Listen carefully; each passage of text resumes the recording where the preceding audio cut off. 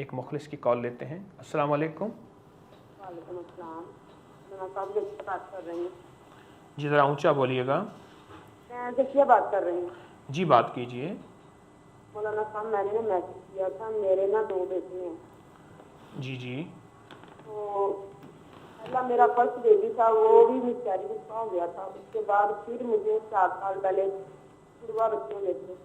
जी 3 महीने वो भी जाया हो गए थे। फिर मुझे 1-2 बार हमल हुआ है, जाया हो जाएगा। बस मेरे 2 बेटे सही सलामत हुए हैं। उसके बाद मुझे हमल होता है तो जाया हो जाता है। जी लोग कहते हैं आपको अठारह ऐसे वैसे, तो मियाँ बीवी दोनों के टेस्ट करवाए हैं, बिल्कुल ठीक है। कहते हैं कि अल्लाह की तरफ से बस देगा, जी जी अगर हमल होता है तो जाया हो जाता है। जी।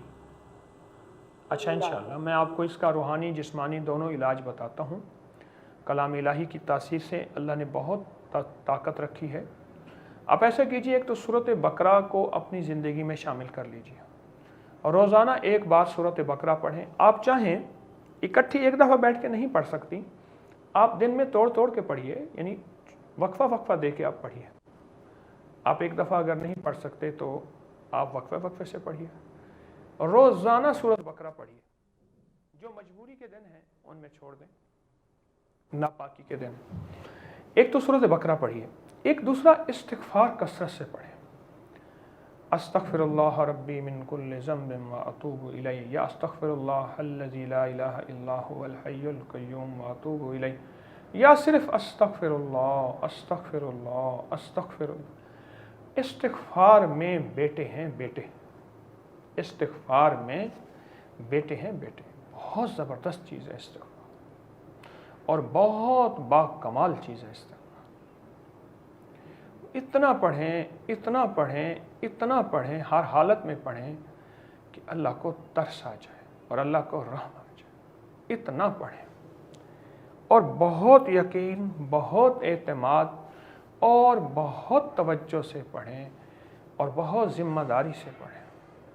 इस्तिग़फ़ार, आप इस्तिग़फ़ार की अगर कसरत करेंगे ना, तो इस्तिग़फ़ार से आपको इज़्ज़त, बरकत, सेहत, खुशियाँ, खुशहालियाँ मिलेंगी।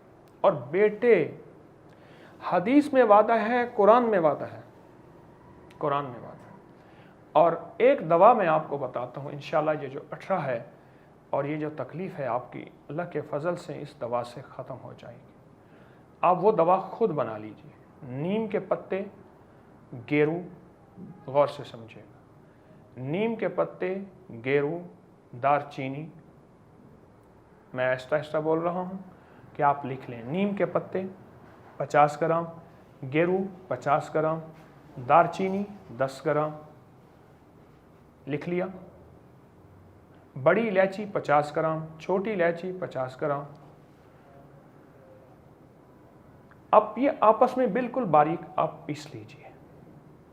पीसने के बाद इस सब पिसे हुए पे सूरत तगाबुन और सूरत रहमान 11-11 बार पढ़ के दम कर लीजिए।